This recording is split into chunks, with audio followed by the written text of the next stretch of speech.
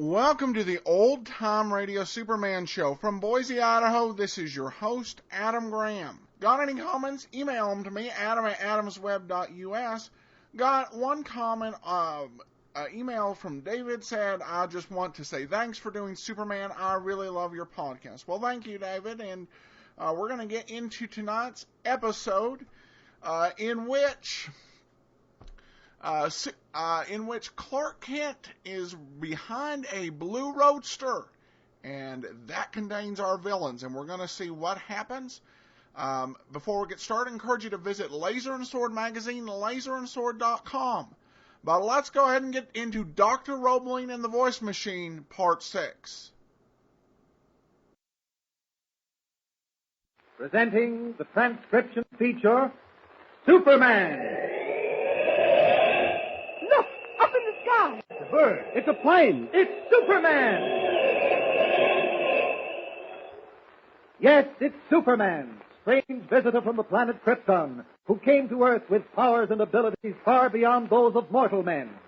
Superman, who can leap tall buildings at a single bound, race a speeding bullet to its target, bend steel in his bare hands, and who, disguised as Clark Kent, mild-mannered reporter for a great metropolitan newspaper, fights a never-ending battle for truth and justice. And now to our story.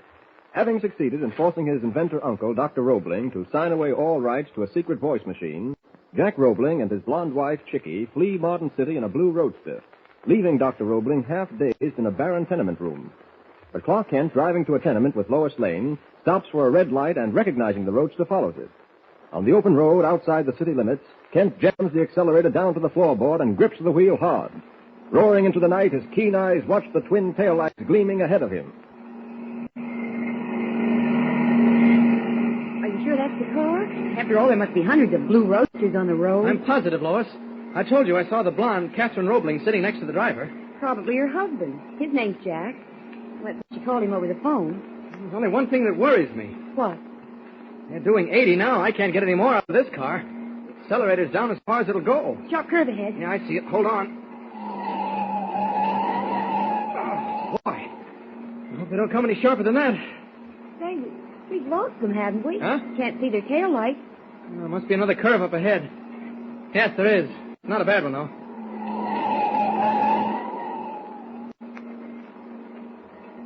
Oh, I see them now. This is the road to Metropolis, isn't it? Uh-huh. That must be where they're headed. But what happened to Dr. Roebling? There was just a man and a woman in the roadster. Well, either they left him behind, or what? Or he's in the rumble seat. You mean dead? Yes. Oh, they couldn't do anything like that. Well, she's his daughter. I don't think she is, Lois. There may be some relation, but I'm sure it's not that close. Clark, he seems to be pulling away from us. I know, but there's nothing I can do about it. Try to force this pedal down further. We're doing 82. Okay, sit tight. I'll give her all she can take.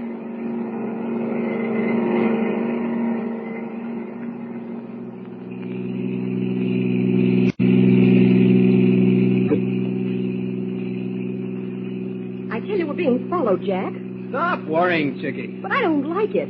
Suppose it's a cop. So we get a ticket. But he might ask questions. Now, look, don't worry. I know all the answers. $50 fines for speeding don't bother me anymore. Why, baby, you know what that paper you've got in your handbag is worth? Plenty. I'll believe it when I see it. Why, what are you talking about? It's in the bag. That machine is insured for $10 million. I heard he was offered twice that for it. $20 million? Yes. Well, why didn't he take it? Because he's a crackpot, that's why. He's giving it to the government for nothing. Not now, he isn't. It belongs to us. Right you are, baby. That car's still behind us, Jack. Oh, forget it. Think about what you're going to buy first.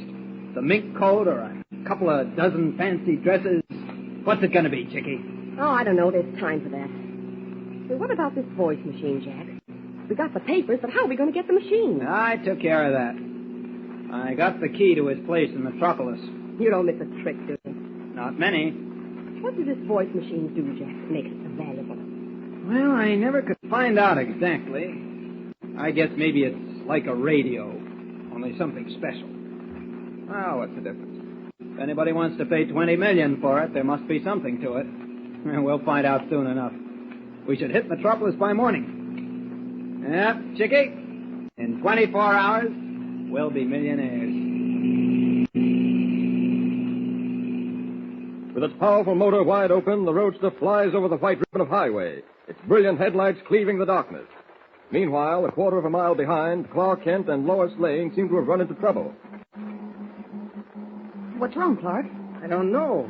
Motor's missing. Oh, great Scott. What is it? We're running out of gas. Wasn't the tank full? I guess not. Well, that's the end of it. Now what do we do? Well, I think I saw a house right around the bend. I can probably call a gas station from there and have them deliver 5 gallons. Well, might as well say goodbye to the Blue Roadster. Yeah, I'm afraid so. Do you mind waiting here, Lois? I'll run up to the house and make the call. I don't mind if you hurry. Oh, I will.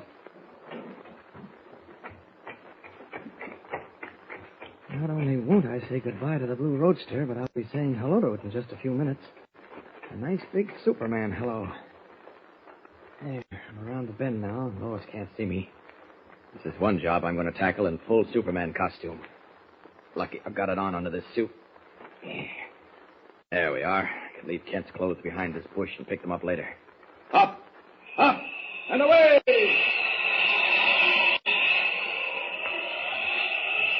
Red cloak streaming in the wind, Superman is off like a bullet through the darkness, his surging flight carrying him forward faster almost than the eye can follow. Passing over the Blue Roadster, he drops down on the highway a mile ahead of it.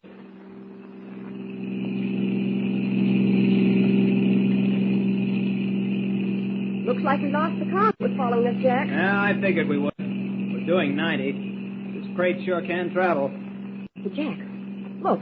What's that up ahead in the middle of the road? I don't know. It's a man, isn't it? I think so, but well, what's he doing on the road? Stupid fool. Why doesn't he move? Oh, slow down, Jack. I'm not slowing for anything. You'll hit him. Jack, look out! Good thing he got out of the way. We'd have smeared him all over the road. Gee, I thought sure you were going to hit him. Did you see what he was wearing? Yeah, it looked like a red cape. That's what I thought. Hey, what's happening? We're slowing down. No, it can't be. We're stopping. Well, that's crazy. The motor's racing. It won't be for long. Pardon me while I reach in and turn the ignition key. What? There we are. Hey, what's the big idea? Who are you? Get out of the car, both of you. No, wait a minute. I'm not in the habit of waiting. Get out. Come on, make it fast. All right, I'll help you out. Oh, you're breaking my arm. That's only a sample. Come on, Miss Roebling. I'm coming. That's better. Jack, it's the fellow with the cape. The one who was on the road. No, we're seeing things. It can't be. You're not seeing things.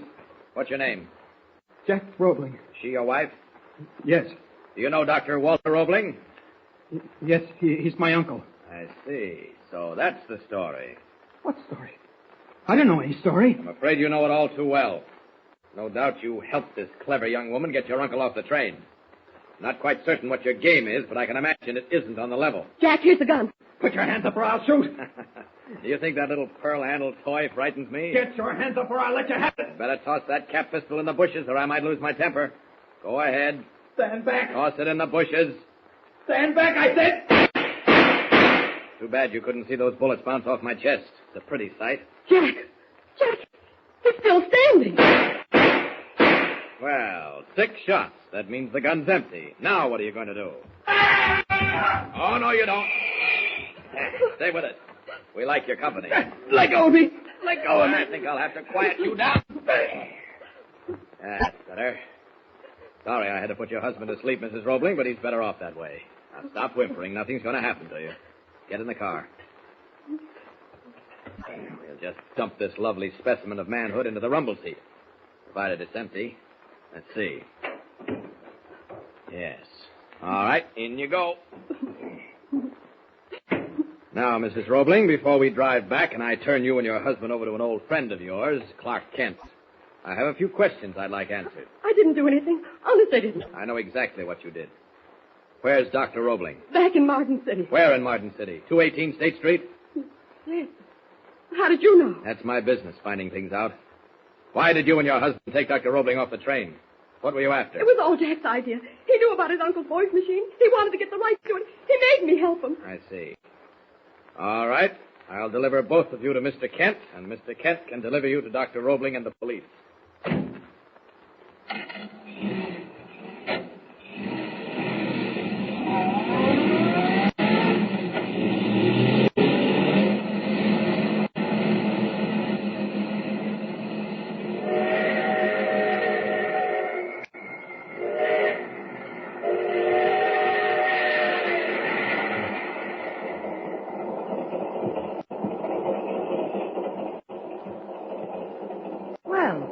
Now that we're all settled and on our way back to Metropolis, you have a number of things to explain, my friend. Okay, what's bothering you, Lois? In the first place, why are we going home by train instead of using the car? Well, it would have taken too much time to get it from where we left it on the road. One of the garage men is driving it back. All right. Now, where did you find Jack Roebling and his wife? Just around the bend in the road. They had a flat. He pulled a gun on me, and I had to knock him out. And yet, all the way back to Marden City, the blonde babbled about being attacked by a giant in a red cape. Oh, well, she was hysterical, Lois. What's more important is that we got those assignment papers for Dr. Roebling and probably the biggest feature story of the year. What do you mean? Well, you know, I just walked back to Dr. Roebling's drawing room to see whether he was all right. He's Yeah. resting comfortably. You know what he told me? What? That only 2 people in the world, government officials, had ever been given a demonstration of his voice machine. Clark Kent, are you out of your mind? Huh. Is that what you call the biggest feature story of the year? Patience, Miss Lane, patience. At 5 o'clock tomorrow afternoon, Dr. Roebling is going to demonstrate the machine to you, Mr. White, and myself. And because of what we did for him, the Daily Planet will be the first newspaper in the world to reveal his secret. What is the secret? We'll find out at 5 o'clock tomorrow afternoon.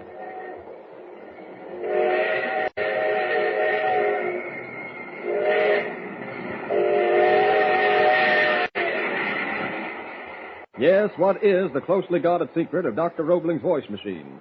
A secret so precious that only 2 government officials are aware of it. There must be some startling reason for the machine being insured for $10 million. A reason all of us will know if we tune in on the next episode of Superman. Don't miss it. Don't forget, tune in again for the next thrilling episode with Superman. Look, up in the sky. It's a bird. It's a plane. It's Superman. Superman is a copyrighted feature appearing in Action Comics magazine. Welcome back. Well, the canonical measurement of the series tells us that we are just beginning Dr. Roebling and the voice machine. Yet the end of part 6 leaves us with more resolution than the last few serials have, with cliffhangers swinging across serials. This one aired on August 6th. And the last episode of the Dr. Roebling story didn't air until August 29th. So we've got quite a ways to go. But we're going to find out in the next episode what this whole voice machine thing can do. So it'll be interesting to see. We're getting to hear what science fiction was imagined like during the 1940s. And it's always kind of fun to hear just because sometimes their views of what the future would be would sometimes seem off, but sometimes it'd be right on. So we'll see what Dr. Roebling's voice machine sounds like. You have to admit, I guess, and I should note that kids don't drive like Superman. Just don't do that unless it's in a video game.